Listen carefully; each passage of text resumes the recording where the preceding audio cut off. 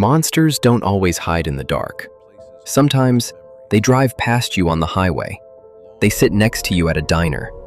They blend into the mundane fabric of everyday American life. In the late 1960s, Northern California was dreaming the American dream. But in the shadows of the San Francisco Bay, a nightmare was meticulously calculating its first move. He wasn't a chaotic madman.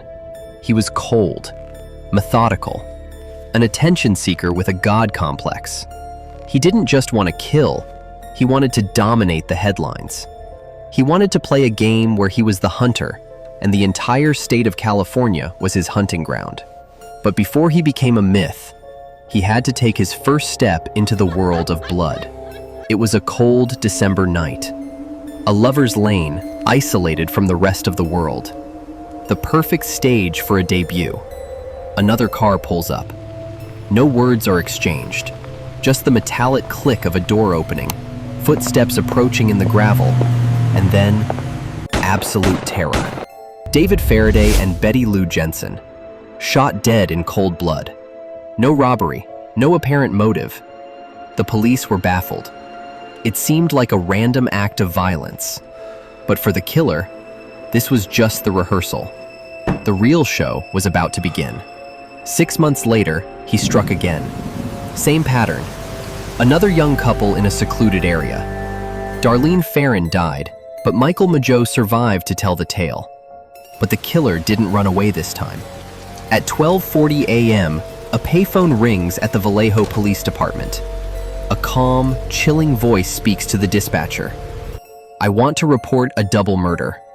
I also did those kids last year." The killer had just introduced himself to the police. Then came the letters. On July 31st, 3 identical letters arrived at 3 different newspaper offices. Inside was a 3-part cipher containing 408 characters. And for the first time, he signed his name with a terrifying symbol, a circle with a cross through it. He wrote, "This is the Zodiac speaking." The Zodiac had turned the Bay Area into a living chessboard. He was treating the police department like amateur players. A school teacher and his wife cracked the first code, the Z408. The decoded message shocked the nation. "I like killing people because it is so much fun. It is more fun than killing wild game in the forest because man is the most dangerous animal of all." He claimed the victims he killed would become his slaves in the afterlife. The psychology was clear. He was feeding on the collective fear of millions. In October 1969, he changed his pattern.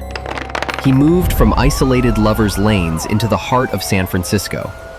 He entered the taxi of Paul Stein, shot him in the head, and did something unimaginable.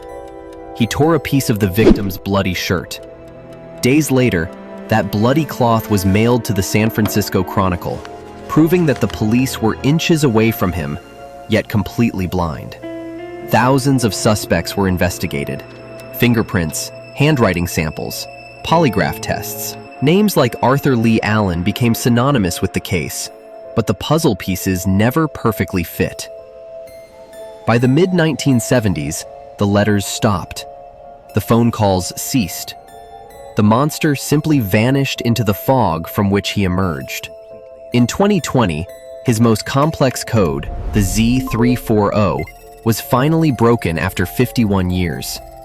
His message from the past read, "I hope you are having lots of fun in trying to catch me. Even from the grave, or wherever he hides, he is still laughing." The Zodiac Killer was never caught. He remains a ghost in the annals of criminal history, a reminder that sometimes the worst monsters are the ones we can never unmask.